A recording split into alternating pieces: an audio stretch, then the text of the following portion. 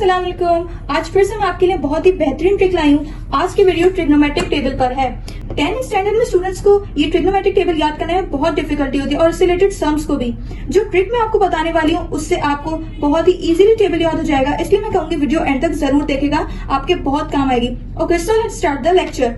मैंने table already बनाया हुआ है, तो इससे हम साइन की वैल्यू निकालना स्टार्ट करते हैं। और अगर आपको साइन की वैल्यू याद हो गई तो आपको सारी ट्रिग्नोमेट्रिक रेशियोज की वैल्यू इजीली याद हो जाएगी। अब मैं निकालती हूँ साइन की वैल्यू। सबसे पहले स्टेप में हमें क्या करना है, यहाँ लिखते जाने हैं काउंटिंग 0 1 2 3 एंड 4। ठीक है, अब मैं कर दूंगी इन सबको डिवाइड 4 से।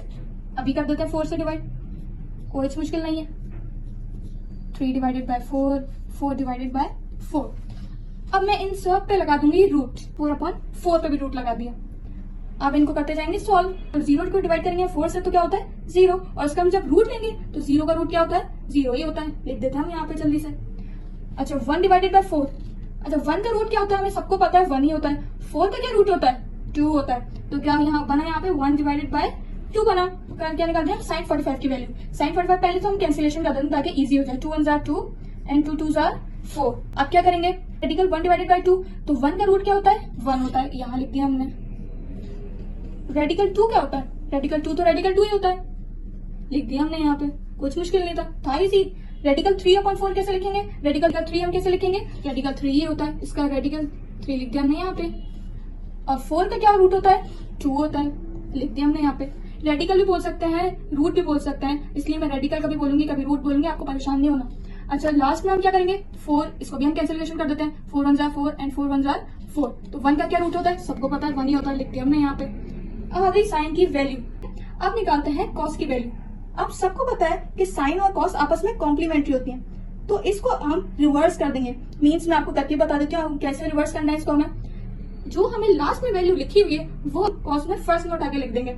जैसे कि यहाँ पे 90 था 1, अब कॉस 0 1 हो चुका है। रेडिकल साइन 60 क्या था, रेडिकल 3/2, हम कॉस 30 रेडिकल 3/2 लिख देंगे।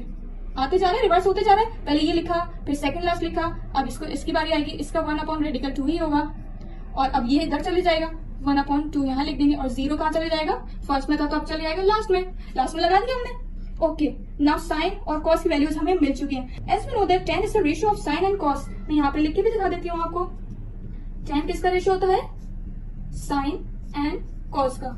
इसमें साइन और कॉस आपस में क्या हो रहा है, डिवाइड हो रहे हैं। बस 10 की वैल्यू भी हमें मिल गई। हम साइन और कॉस यहाँ 2 वैल्यूज मिली हैं, इन दोनों को डिवाइड करते जाएंगे बस, और कुछ मुश्किल नहीं है इसमें भी। चलिए आप करते जाते हैं। 0 को डिवाइड करें अगर 1 से, 0 को अगर डिवाइड करें 1 से तो क्या होगा 0 ही होगा। 0 से कुछ भी डिवाइड करो आप, 0 ही होता है।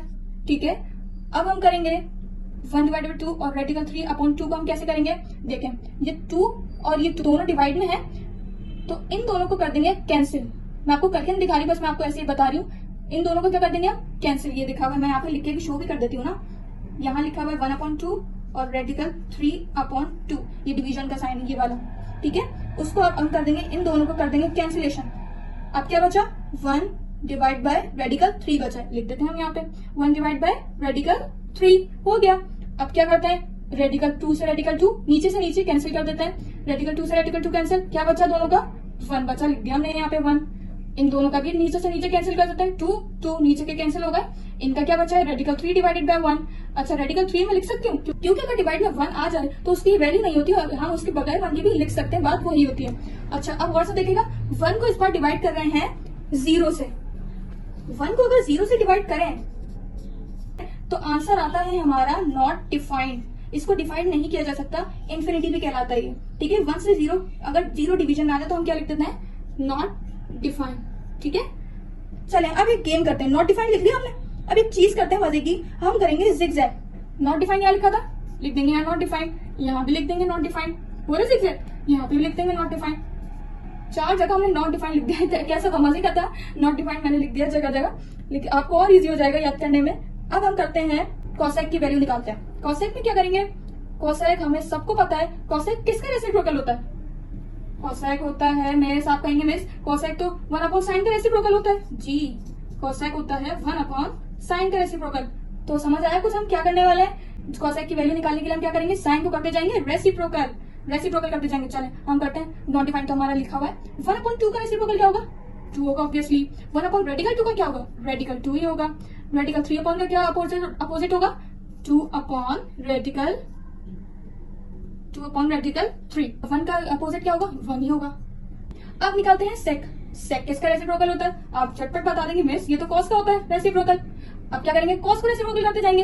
1 का रेसिप्रोकल 1, रेडिकल 3 अपॉन 2 का रेसिप्रोकल 2 अपॉन रेडिकल 3 अपॉन 2 का रेसिप्रोकल क्या होगा? रेडिकल 2 अपॉन रेडिकल 2 लिख देते हैं, 1 नहीं, डिवाइड में 1 नहीं लिखते हम।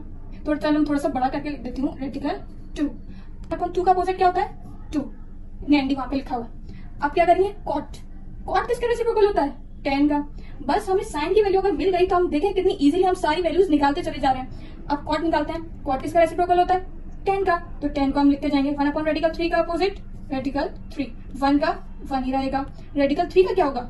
1 अपॉन रेडिकल 3। और क्या था जी? एनडी। एनडी क्या था मैंने बताया था आपको? Not defined. नॉट डिफाइंड मैंने आपको बताया था ना, जिसके नीचे डिवीजन में 0 आ जाए तो क्या कहलाता है? Not defined.